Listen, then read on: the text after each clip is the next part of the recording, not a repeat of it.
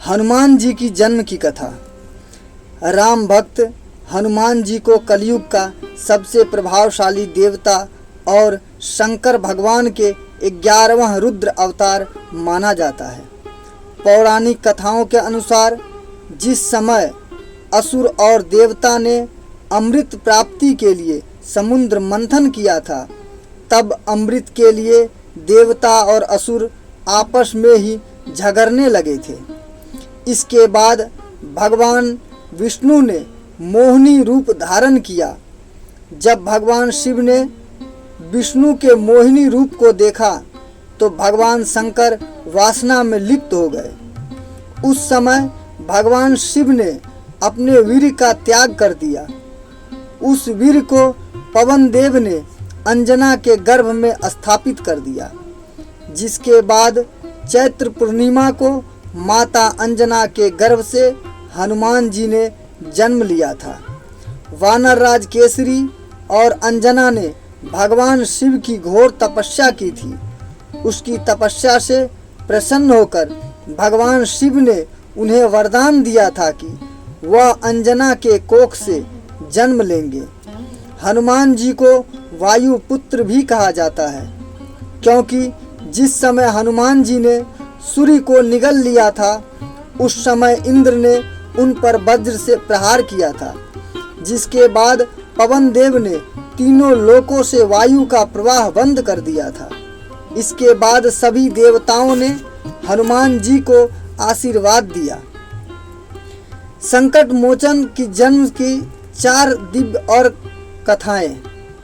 हरियाणा के कैथल में जन्मे थे हनुमान जी। ऐसा मान्यता है कि हनुमान जी के पिता वानर राज केसरी कपि क्षेत्र के राजा थे। हरियाणा का कैथल पहले कपि स्थल हुआ करता था। कुछ लोग इसे ही हनुमान जी का जन्म स्थल मानते हैं। दूसरी, मातंग ऋषि के आश्रम में जन्मे हनुमान। एक यह भी मान्यता है कि कर्नाटक के हम्पी में ऋषिमुख पर्वत के राम मंदिर के पास मातंग पर्वत है। वह मातंग ऋषि के आश्रम में ही हनुमान जी का जन्म हुआ था। हम्पी का प्राचीन नाम पंपा था।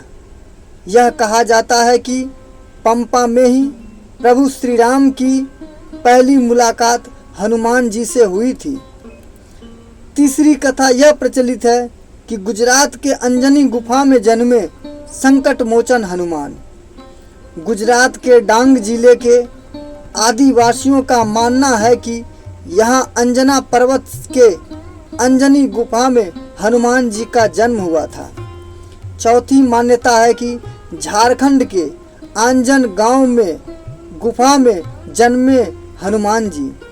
कुछ लोग यह भी मानते हैं कि झारखंड के गुमला जिले के आंजन गांव में ही हनुमान जी का जन्म हुआ था। वहाँ एक गुफा है, उसे हनुमान जी की जन्म स्थली बताई जाती है। दोस्तों, ऐसे अनेक मान्यताएं हैं जो अपने अपने तथ्य और अपने अपने शब्द रखते हैं, लेकिन इस पर अभी तक कोई प्रमाण नहीं मिला है कि एग्जैक्ट हनुमान जी का जन्म स्थल कहाँ पर है।